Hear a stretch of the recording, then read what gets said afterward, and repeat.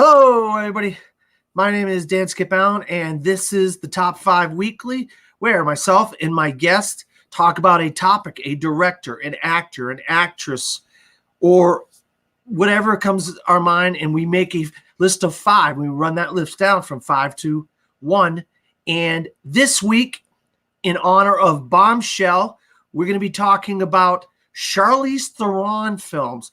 And you know, I don't do this alone, so I'm just going to bring in my guests right now. First of all is Marisol. Marisol, welcome. And my other guest is Camden. Camden, welcome. These are people that I know from the internet and writing and whatnot. Marisol, thank you for being here this evening. Yeah, I'm happy to be here. And Camden, how are you doing? I'm doing great. Thanks for having me. No problem at all. I'm glad to have you guys talk about this great actress, Charlize Theron. And let's not wait around and let's get to it. Marisol, what is your number 5 Charlize Theron film / performance? I am going to go with number 5. I'm going to go with the movie that really kind of first introduced me to her as a kid, which has really left an impression on me, was The Devil's Advocate. Camden, do you have The Devil's Advocate? No, I do not. And neither do I. So take it away, Marisol. All right. So I'll say a little bit. Yeah, that was, like I said, that was the first, I think that was the first movie that I saw her in when I was a kid. I didn't even know she was in it. I was watching it for, Keanu Reeves. And Sure you were. I was guilty. And she caught my attention. She went through this transformation where she started out just as the beautiful girlfriend and everything. And you thought in any other movie that's the role that she was going to have, but this was a pretty twisted, a seedy, diabolical movie, and she ended up going crazy, and she was really convincing. Like she left an impact on me with that one. That was a pretty convincing descent into madness that she had right there. Yeah, well, she had some good people to act off of too, Mm-hmm. Yeah, for sure. I mean, we're excluding Keanu Reeves from that list, I think. And but was Al Pacino in that? Yeah, but Al Pacino was in it. Yeah. So you get to act off of Al Pacino and act off of Keanu Reeves. You got some shoes you got to kind of live up to there. Mm-hmm. She's got to kind of carry her weight, if you will. Yeah, and I think it would have been really easy to go just like over the top, because I think kind of Pacino was at that point of just kind of going over that top. I think we all remember his monologue from the end of that movie. But she didn't go quite over the top. She just kept it right there. So it was just unsettling and really upsetting, and not too cheesy or corny or over the top. No. So, yeah. All right. So you got The Devil's Advocate. Camden, what do you got for your number 5? Well, you said it can be like any performance, not just movies, right? Yeah, performance or a film. It didn't matter. It didn't have. All right, then I'm gonna put my number 5 as her 5 episodes in Arrested Development. Good job, Camden. I wouldn't have picked that, but good job. Got something? Did he freeze again on me? He froze. All right, Camden. I don't know. Something's going on with the internet. He's frozen again. So what? Because Camden frozen, he'll come back. We'll get back to him talking about Arrested Development here in a second. It's up to me. So I'm going to talk about a little movie called 2 Days in the Valley, where she plays a character by the name of Helga. Now, if you remember 2 Days in the Valley, she was basically a hit woman. She was like a woman that was like an assassin. And so she was going in there to kill what's her name? Lois and Clark, The New Adventures of Superman. Terry Hatcher. She was going at it. There was a scene where I don't know, I guess I shouldn't say this. there was I guess for lack of a better word, Marisol, a cat fight and in a bedroom. I mean, this was I had never seen a fight between two women like this ever in my entire life. Of course, she's playing a foreigner, so her character's name is Helga. So she has a foreign accent. We know she's from South Africa. She speaks Afrikaans, which is a language which not a lot of people speak, but she speaks pretty good English. So, but that was the very first movie I saw. It had James Spader in it. It was just one of these movies like you didn't know what to expect when you walked in. Who the heck is that blonde? And it was Charlize Theron in 2 Days in the Valley and as Helga. So that always resonated with me. That first movie I saw Charlize Theron. And have you seen 2 Days in the Valley, Marisol? I have not. I've heard of it, but I have not. I've not seen it. Now, see, this is what the top 5 weeks. I got to check it out. Yeah. So we share things that we know. We hopefully go up, put that on the list. And I'll tell you right now, Jeremy Adams, he's one of the people that I know that love that movie just as much as I do. So, all right. So since Camden is not back on here, and you're still here, which is good, Marisol. I don't want to be talking to the camera by myself. We'll go to your number 4. Okay. My number 4. Let's see what I got here. My number 4 for Charlize Theron, I picked North Country. Okay. Hold on there. All right. You know what? We both have North Country at number 4. So go ahead. Talk away. All right. I think that this movie overall is not one of my favorite movies of her. I think it was an admirable movie. I think I really just liked her performance in it more than the movie overall. She goes back home to Minnesota and she's getting this dirty job, this mining job, and it's a boys' club. And she and her female coworkers are, but especially her, enduring a lot of sexual harassment. And she wants to sue them all. She takes them all to court. It's an impactful story. You know, it's an important story. It's really resonant, and you know, it's really resonant today. That could easily be a movie like just couple that up with Bombshell. It's really easily a movie that could come out today, and I like that parallel there. But yeah, she does really well in these kind of roles. She's really alienated in this movie, and her accent. I know she's from South Africa, so her Minnesotan accent's not really that. Yeah, she kind of tries a little bit in the movie. Then she kind of gives up. She kind of tries, but it's not really important. It's not. It doesn't take away from her performance. And you just feel for her. Like, man, you feel for her that whole movie. Yeah, that's my pick. Yeah. So you and I both have Jodie Ames as our number 4 from North Country.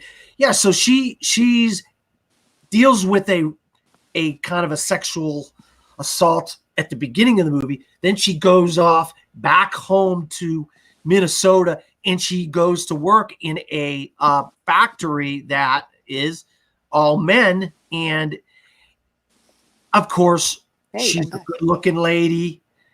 We got Camden back. She's a good looking lady and she's there to do work. Obviously her father doesn't want her to be there. The other people like, what are you doing here? This is a man's job. Women shouldn't be here. I mean, it has a great cast. Richard Jenkins. Oh, love him. I believe Woody Harrelson is in it. I think. Frances McDormand. Frances McDormand is her friend. And some early Jeremy Renner. Yeah, that's right. Jeremy Renner, very early Jeremy Renner. You're right. Good job on that. So, and this is, we're starting to get a lot of these kinds of movies now. So this movie really came out. Well, you did have Silkwood with Meryl Streep back in the day, but there wasn't a lot of those kind of women being mistreated kind of movies out there in the world. And North Country was one that really hit home. And I believe she got an Oscar nomination for that, if I'm not mistaken. She did. Unless anybody can correct me on that. Camden, have you seen North Country? I'm sorry. No, I haven't. You haven't? Okay. So you don't have anything to say about North Country. No. What we're going to do is we're going to go back to you because you got cut off. Go ahead and talk about Arrested Development. This is technically a movie show, Camden, but because I like you, you can talk about Arrested Development. Thank you. And sorry about the connection. If that cuts off again, I'm going to keep trying to fix it, okay? All right, no problem. So, like, have you guys seen Arrested Development? Never saw the show. Yeah, so it's a really weird and quirky show. And the fact that Charlize Theron, she plays a mentally retarded girl who is Jason Bateman's like love interest for a few episodes. And the fact that she can just kind of seamlessly enter the show and just blend in with everything, it's really amazing. And she's hilarious. And the whole point of Arrested Development is it's a bunch of like inside jokes, and her character is just full of those. And I think she does a fantastic job. And the Shogun pokes fun at the fact that she's just a random actress who has nothing to do with the show. And I just like how she is able to have fun and just really let herself explore this, funny character. Yeah, I Marisol, you got something to say about it? I've never seen the show, so I can't add anything to it. I just know it's a cult classic show. Everybody loves it. Of course, I never saw it. Go figure. Yeah. No. Yeah, add it. Check it out. It's so I remember that stretch with her character, and that was great. I mean, I wasn't even expecting her to show up at that show. I think that was just great. Just like you said, like have like just this one-off, just random major A-list celebrity just cameo in the show for that string of episodes. The whole thing is that Jason Bateman, he thinks that she's so sophisticated. She's so British, and she's so alluring and mysterious. And he misinterprets everything. She actually has like the mentality of a child. Like she has like a really low IQ or something like that. And he completely misinterprets everything that she's doing. The whole time when she's a woman child. She's a 6 foot tall 6-year-old girl. Yeah. It's really funny. I can't even picture that. I'm gonna have to watch the show just for that. It's so funny. All right, so we both Marisol and I have given our 5s, which were mine was 2 Days in the Valley. Camden, do you have that? Nah. Okay, that's good. And you don't have your 5 was what was your 5 again? That was Arrested Development. Not yours, hers. Marisol. Oh, mine was The Devil's Advocate. Devil's Advocate. And you didn't have The Devil's Advocate either? Nope. Okay, so what we're going to do is now we both had North Country at 4, so now it's your turn back to you. What is your number 4? All right, number 4, I have Atomic Blonde. I do not have Atomic Blonde. Do you, Marisol, have Atomic Blonde? I don't. It did not crack my top 5. So I got it in my honorable mentions, Camden. Right. All right. So go ahead, take it away. I love Atomic Blonde. That's why it's in my honorable mentions. Like I saw this prior to seeing Mad Max, so this is like the first like action role I saw her in, and I think just the way it was all choreographed and the way she was able to just like pull off all the stunts and do these scenes, it's just really impressive. And she's flexible. She's punching guys left and right, and it's amazing to watch. And it's kind of like a standard, spy thriller, but she really gives it a lot of life, and she's just so much fun to watch on screen. And like, if it were any other actress, the movie could have been kind of boring, a little dull. But since she was able to really take on that role, commit to the choreography and commit to the character, it was just really electric to watch. Yeah. I'm going to just say something about Atomic Blonde, Marisol, and then I'm going to throw it to you. I'll tell you right now that there was why am I talking about cat fights all tonight? I'm talking about my second cat fight, Cameron. You weren't here, Camden, the first time. I was 2 Days in the Valley where she had a cat fight with Terry Hatcher. But that fight between her and Sofia Boutella, I don't know. Okay, I don't want to say the wrong words, but it was sexual, even though it was a fight. It was like you're like, dang it, man! It was like they're fighting, but it was like they're having sex with each other. But they're actually fighting. It was so sensual, I guess you would call it. That was one of the things in the movie that really stuck out for me, but as a fan of the movie. Anything you want to say about Atomic Blonde, Marisol? No, it was stone cold cool. And she stepped up to the plate. We're talking about having this transition, this passing the torch to this Lashana Lynch for James Bond for 007. We already had a 007 movie with Atomic Blonde. We already saw our female 007 and all her stone cold glory with there. So she already knocked it out of the park there. Yeah, that was a great movie. I would have loved to seen either one of Sophia Boutella or Charlize Theron. I think she chose the wrong franchise being in the Fast Five franchise. I don't know. I don't like her in that franchise much. I didn't even think about that movie while making this list. It was I forgot bad. all about that. I'm so happy. Yeah. I love. I had it on my honorable mentions, Camden. So it was a good choice. All right, so we're going back to Marisol for her number 3. Yeah, so I feel like this is controversial. This is not higher than number 3, but I'm gonna put Fury Road. I'm gonna put Mad Max at number 3. All right, I do not have it. That's even more controversial. I do not even have it in my top Okay. 5. Camden, you have Mad Max Fury I have Road? it. Yeah. Okay. All right, so you have it lower down the list. Mine's Higher up? on number 2 for me. Okay, so we'll wait till Don't say. Camden says something, or wait when we get to Camden number 2, then both of y'all can have a discussion about Furiosa. Now, so that means we go back to me. All right, guys, it seems like we're kind of dealing with some of these kind of controversial type of films.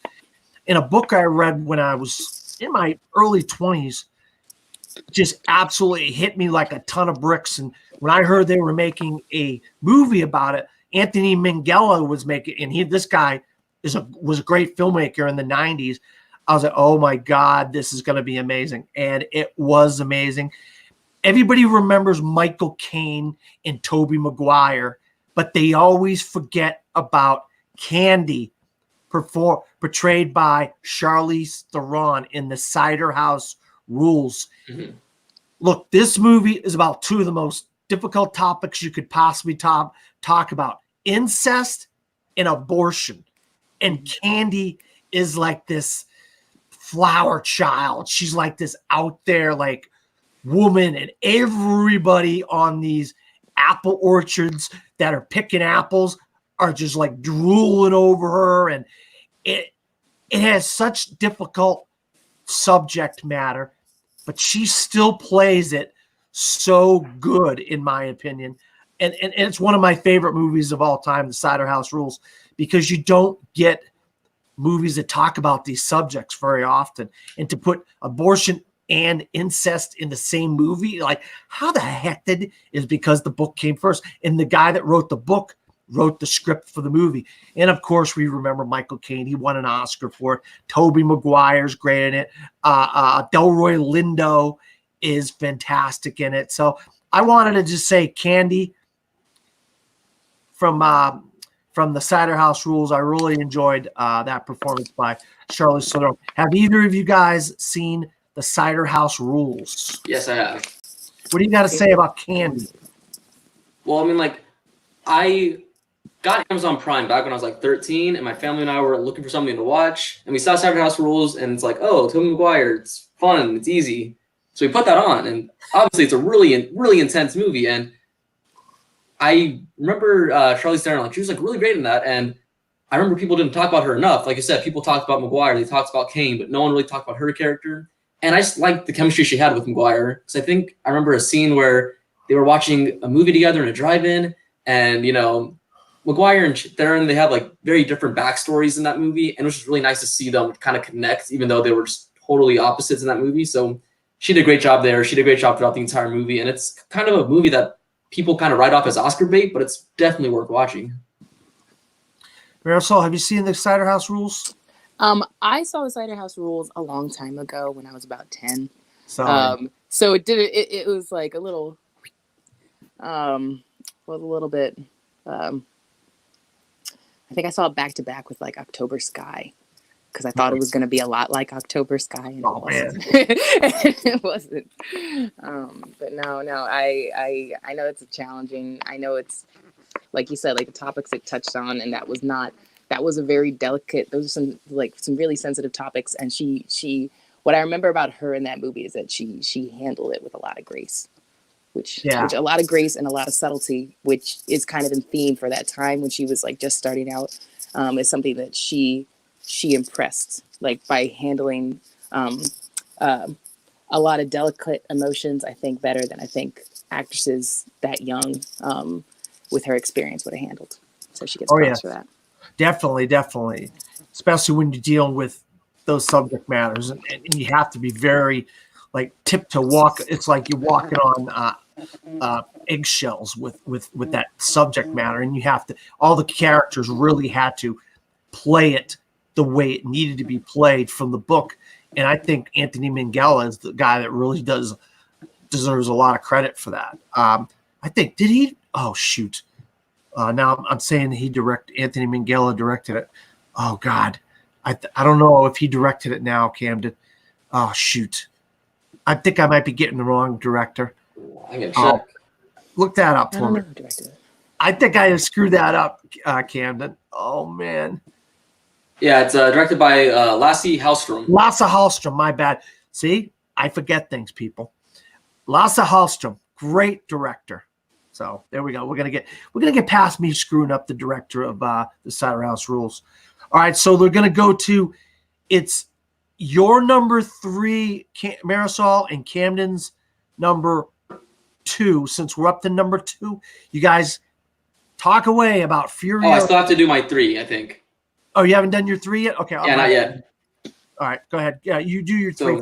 So, my number 3 would be young adult, and I'm pretty sure you guys probably have that higher up. I do not have young adult. I actually don't have young adult. So I have it in my honorable mentions once again. Okay, because that's a movie that, correct me if I'm wrong, it's Jason Reitman directing and Diablo Cody writing. And I watched that right after I watched Juno, so I had like high expectations for it. And for the most part, I don't think it was good. It wasn't great though. But what was great was Charlize Theron. Like, that character is such an unlikable character that just continues to make mistakes, but she for some reason makes us care about her. And it's just, she's really she has a lot of great emotional scenes in that, but what's like really hard to watch is how she's just willingly walking into, embarrassment after embarrassment, and it's just engaging to watch, but it's also really kind of pathetic in a way that only she could pull off. Mm-hmm. Yeah, I'll tell you what, she wanted to play, but like you said, pathetic. She wanted to play like a loser, and this whole relationship between her and what's his name, short guy, Patton Oswalt. Patton Oswalt was actually pretty funny. There was a lot of comedy to be had at her expense in young adult, and Charlize Theron didn't care. She was going to play that character so pathetic, and you're like, man, what a loser she is, And the relationship between her and Patton Oswalt was really funny. You got anything to say about young adult, Marisol? I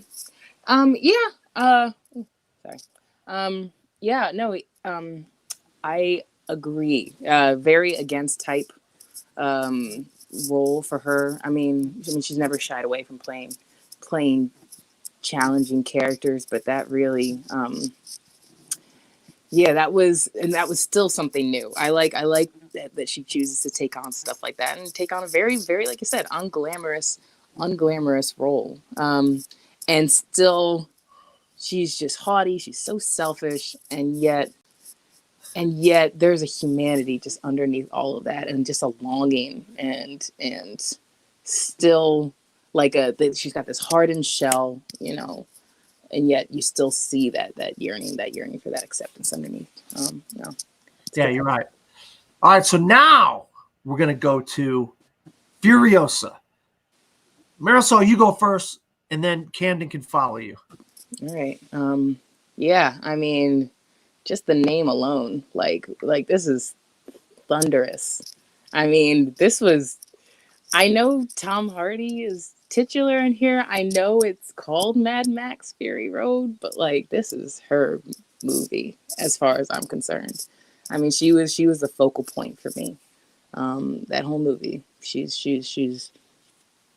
ruthless. She's ferocious. She's protective. I mean, it's Yeah, I think Romero knew what he was doing, and I think he knew what he was doing then. And he knew he was going to call it a Mad Max movie, but it was really Furios's movie. I think she knocked it out of the park there. Camden, take it away. Well, I mean, yeah, she said it, man. Like, she is just unbelievable in that movie. Like, she steals the scene. Like, she is the focal point in that movie, and she kicks ass. I don't know if I can say that, but she totally does, man.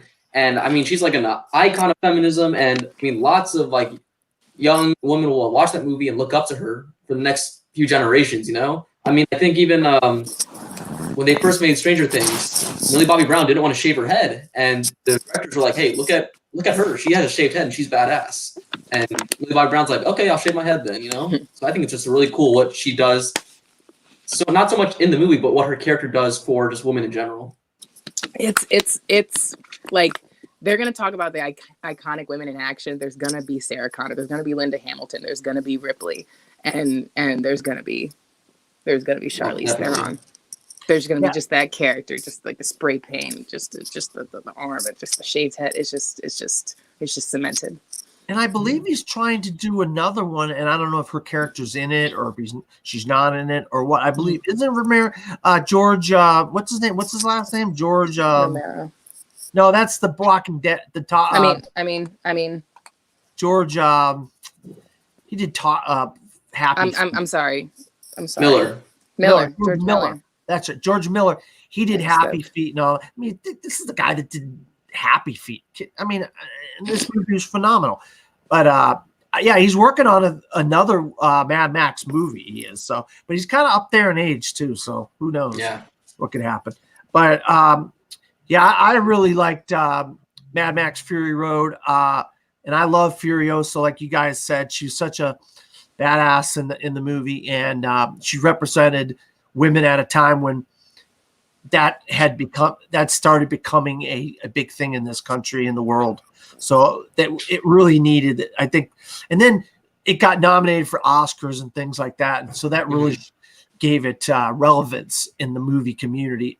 Not that it needed it because it was a great film, you know.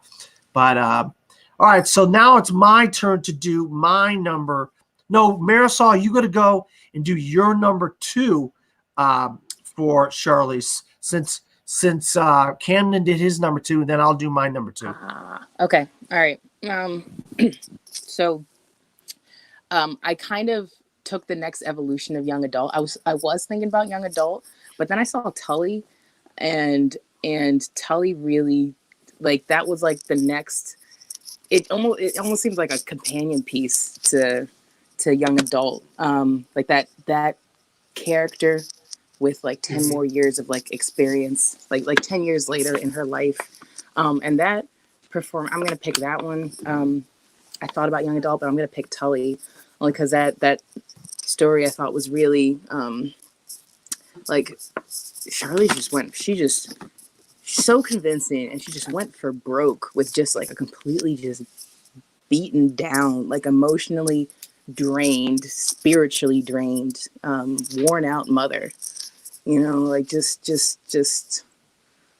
at this almost like this existential crisis, you know, in her life in a different way, like in the way where, you know, you've got like a couple of kids and you know, you got your stretch marks, and you're just tired, and you've got your baby weight still on you, and you're just going through some postpartum crap, and it's just a really raw, like just raw, all the ugly emotions just flipped over.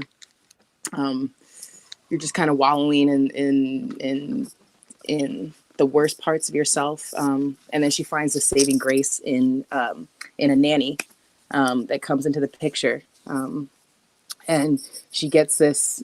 And she ends up being like her angel, like her guardian angel, this nanny. And it's really interesting to see how their relationship develops and where that goes. But yeah, that's my pick for number 2. I think that was a very mature performance, a very mature and deceptively complex. I think that she could have played that one note, and she really makes it. You just feel the exasperation and the ache and the tiredness in everything she does in that movie. Well, my number 2 is Tully as well. That's twice we've had the same movie at the same number, Marisol. So obviously we kind of are on the same page with some of her movies here, except for Furiosa, I guess. No, absolutely. When I walked out of Tully, I saw a press screening of Tully really early at the Florida Film Festival last year, and I just was blown away by Charlize Theron's performance. I mean, you know, you don't see the what I guess it's not called the ugly side, but I mean, technically it is the ugly side of being a mother, being a woman who has to take care of 3 kids and who's pregnant, and the things that women are going through. Jason Reitman put it all out there with, and Charlize Theron went there. It's like, you know what? I'm going to show people what it's like to be a mother with kids, pregnant, going through all the things that women go through. And she absolutely killed that performance. And you're right, Tully comes into the picture and they really get along good. And she's not even getting along with her husband as much as she's getting along with right. Mark Duplass. I believe it's Mark Duplass. Yeah. And I mean, if you didn't know, if people didn't know what it was like to be a mother and a parent of 2 kids, one on the way, that movie really showed you the ugly side of being a mother. There is a glamorous side to being a mother. Absolutely. I'm not a mother. I know, obviously, I'm not a woman. But that movie really showed what, and only someone like Charlize Theron could take that role and go to that level that it needed to go to. And obviously with young adults, she had already worked with Jason Reitman so she could go to that place that he needed her to go to. He said, you know what? You went to that place for young adult. Guess what? I have somewhere else I need you to go. And it's even worse. Yeah, she's like, so Camden, have you seen Tully? Yeah, I actually have. That's actually my number 1, but you guys were just running with that. I'm sorry. I mean, it works out because we finished all our number 2s. Now we're on number 1s. So works out. Talk away. I mean, like, you see, like, motherhood so often in Hollywood being played for jokes. You know, it's like, oh, look at this mom, she's miserable, ha ha ha. But this movie really humanized it and really made you laugh and like really feel for her. You know, and she totally owned that role. It's awesome. And you're right, she does show the ugly side of motherhood in a way that most movies don't ever get right. And it's mostly because of her performance. She was awesome in that, and probably it is her best performance she's ever done. Yeah. Well, I don't know about that, Camden. Good. I keep saying I almost want to retract ugly. I just mean like honest. You know, honest. I'm not a mother, okay. but like it's okay to have this is what a lot of women feel like, and it's okay, and it's such those are such untapped emotions, like you said, that we don't see, like you said, like it's played for laughs. It's like, oh my God, look at the woman with 5 babies and like a stroller and a dog, and like, you know, like, oh, isn't it, you know, it's just like, oh, an exasperated sigh. It's like a punchline, you know, and it's like, no, there's it is daunting, and she's a human being, you know, and you get tired of that shit sometimes when you're a human being. It's okay to say that. And you feel trapped and you feel alone, and that's natural, and that's okay to feel. And look, I have 2 brothers and a sister, you know, and I'll tell you right, I would not have wanted to be in my mother's shoes with 4 babies at the age of like 2, 3, 4, you know, 4 kids like that at that age, 2 at 2, 1 at 4, 1 at 1 or something. I mean, that had to be ridiculous for my mother, what she was going through. So I just can't even imagine. And that's what Charlize Theron, that's where she goes with the character of Marlo in the movie Tully. Just so people know, we're not confusing her character. We know Tully is the nanny and Marlo is her character in the movie. So now we're down to number 1s for Marisol and myself. Marisol, what is your number 1? I have a sneaking suspicion here, Dan, that it might be the same as your number 1. But I cannot not pay respect. I can't not put Monster at number 1. I I just that's that's that's her crowning achievement. You know, I know it came earlier. We've seen a lot of her since that movie, so it came relatively early in her career. Um, but I had rewatched that movie not too long ago. Like 8 months ago. And she gives a full spectrum. She goes through everything in that movie. She humanizes a lot. I mean, she goes full crazy. You know, she goes to the absolute manic sides of that person, and then she just sheds a lot of pain and abuse, and she taps into it. And that was well deserved. You know, that's a high point in her career. And I think that will probably always be a high point. I know she'll probably do amazing stuff still. But that deserves to be number one. It's really hard to top Monster. The range of the scope of what she had to do with a completely enigmatic personality based on somebody in real life. I was like revolted but absolutely charmed by her most of the time in the movie, and like revolted still at some point. Just like that's a really hard balance to find, and I think that she did it. Yeah, I'll tell you right now, Monster Eileen Wuornos is my number one as well, Marisol. Seems like you and I are on the same page pretty good with this. A little known fact, I actually moved to Florida in the early 1990s when this was actually going on. And I actually lived very close, 15, 20 minutes away from where Eileen Wuornos was stalking her prey. I've actually been to the bar in Port Orange, Florida, where she's was hanging out with her biker gang, and she met Christina Ricci's character. And if you know what Christina Ricci looks like, she don't look like herself in this movie. And if you know what Eileen Wuornos looks like, Charlize Theron went there with prosthetics and makeup. I mean, we know how glamorous and gorgeous Charlize Theron is. She went to that place she had to go to become Eileen Wuornos. She is an ugly woman. Wasn't a nice person, even though we know all people have a heart and blah, blah, blah, this, that, or the other. She was sick of men. Men were trash to her. And she went there, and then she started going up Highway I-95 in Florida. It goes all the way up the East Coast, all the way up to Massachusetts and New Hampshire. And that's where all through Daytona and Port Orange, she stalked her prey. And she deserved that Oscar.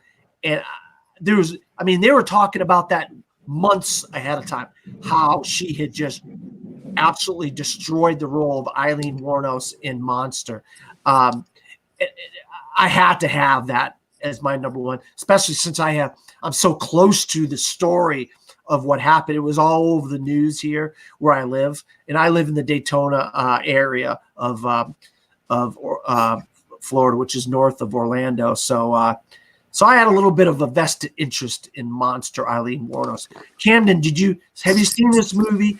Do you have anything to say about it? Unfortunately, I haven't seen it. And like prior to doing this, I was thinking, ooh, should I rent it and watch this? But then, things came up. I got busy and I was watching some other stuff. But I've heard great things. I've been meaning to watch it for the longest time. I mean, like the only thing I know about that, like they made a joke about it in Arrested Development, because they made a joke about her character Rita saying, "Oh, her dad was like, oh, Rita wasn't always beautiful. She wasn't that beautiful before the plastic surgery." And it shows a before picture, and that was a picture of her from Monster. Oh, yeah. God. So there's full circle, folks. We went full circle there. Yeah. All right, guys. Do any of you guys have some honorable mentions that we have not mentioned for Charlize Theron? Yeah, I got you can go first. Or Camden, you want to go first? Go ahead. Yeah, sure. I mean, this might be a little obvious, but Long Shot. Yeah, I liked Long Shot. I haven't seen it yet. I was curious. I was like, should I be included? I was thinking that. I was like, should I check out Long Shot? Like, is that something I was going to want to include? I haven't seen it yet. definitely see Long Shot, Marisol. I think you'll enjoy it. She's funny. The movie's funny. It has a very entertaining humor about it, even though it's about politics and stuff like that. Mm-hmm. What else you got, Cam? Anything else? That was it. Yeah. What do you got, Marisol?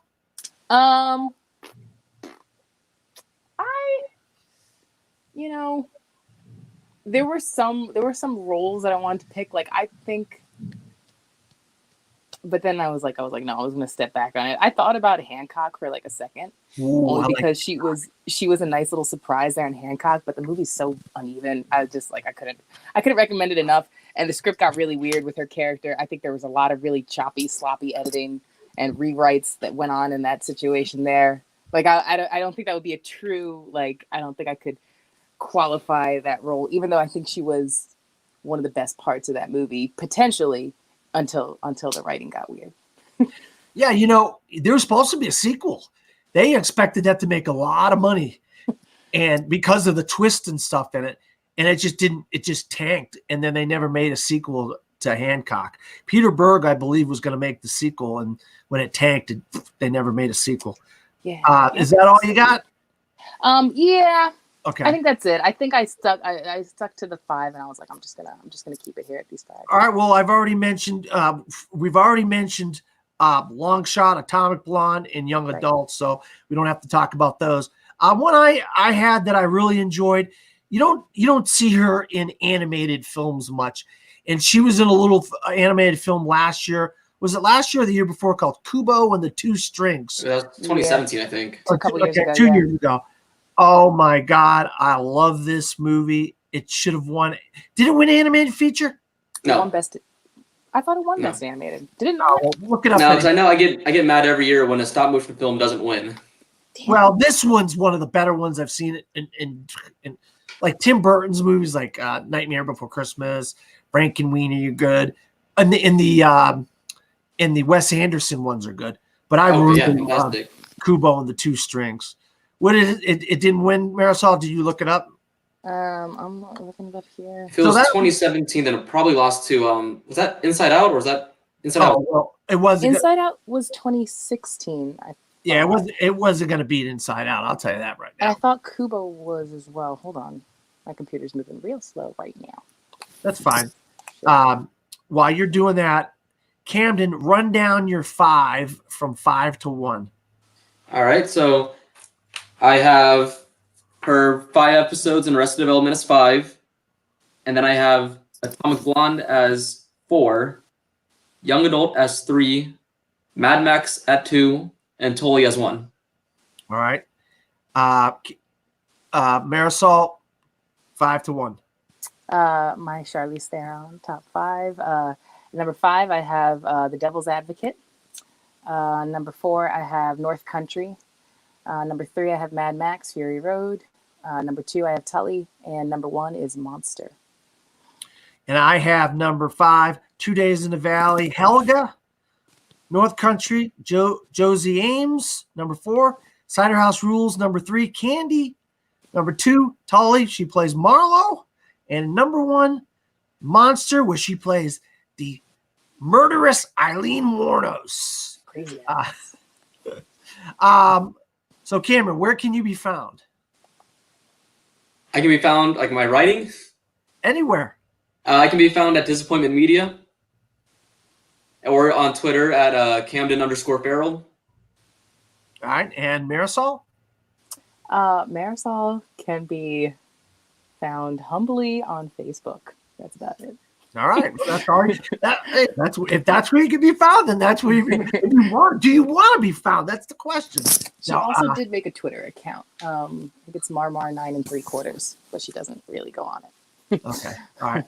And you can find me at Dan Skip Allen on Facebook, Twitter, Instagram. I got my Instagram working again, folks. So I'm back cranking out photos on Instagram and lists and all kinds of fun stuff on my Instagram. And Pinterest, yeah, I do Pinterest. I keep track of things using Pinterest and Letterboxd. I do a lot of, I'm going to be doing a lot of decade stuff from the 2010s using my Letterboxd. So that'll be something you can see me on as well. Also, I write for 2 websites, cinesportstalk.com. That's CINESPORTSTALK. ALK.com, where I write about sports and movies. And I also am a contributor to Disappointment Media with Camden here. You can go see some of my reviews on there. So for Marisol and Camden, good night, everybody. Good night. Thank you.